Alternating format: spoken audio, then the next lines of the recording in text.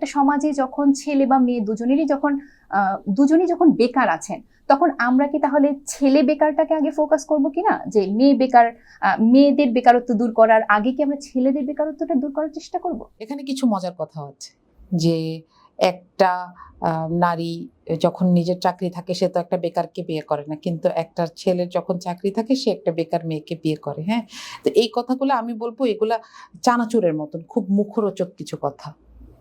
মনে করেন একজন নারীর যোগ্যতা আছে একটা ব্যাংকের, সে একটা ব্রাঞ্চের ম্যানেজার। তো সে হঠাৎ করে মনে করলো যে আমার জায়গায় একটা ছেলে থাকলে তো খুব ভালো হতো, সে তার ফ্যামিলিটা রান করতে পারতো। ওই মহিলাটা ওই চাকরি ছেড়ে দিলে কি ওই বেকার ছেলেটাই কি এই চাকরিটা পাবে? কথা তো সেটা না। যেই চাকরিগুলোতে আমরা দেখি যে কম্পিটিশনের মাধ্যমে একজন নারী কিংবা একজন পুরুষ সিলেক্ট হন, কিছু কিছু জায়গা আছে যেখানে নারীরা প্রেফার্ড। কিছু কিছু জায়গা যেমন নার্সারি স্কুল, প্রি স্কুল, সেখানে একজন পুরুষকে নিয়েও লাভ নাই। হ্যাঁ, এগুলো স্পেশালাইজড জায়গা। আবার কিছু কিছু জায়গা আছে সেখানে পুরুষকে নিতে হবে। সেগুলো ছাড়া বাকি যেখানে প্রতিযোগিতা করে জায়গা পেতে হচ্ছে, সেখানে যদি মেধায় একজন নারী এগিয়ে আসেন তাহলে ক্ষতি কি? আমার কথা হচ্ছে, আমি আবার আমার আগের কথাটাই বলি যে একটা রাষ্ট্রের তার প্রত্যেকটা নাগরিকের জন্য কর্মসংস্থানের সুযোগ তৈরি করে দেওয়াটা তার কর্তব্য।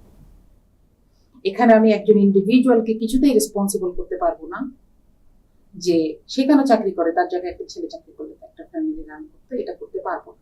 এখন মনে করেন আমি একটা ইন্টারভিউ বোর্ডে আছি, আমার সামনে দুইজন প্রার্থী, একজন যোগ্য আর আরেকজনের চাকরিটা দরকার, আমি কাকে দিব?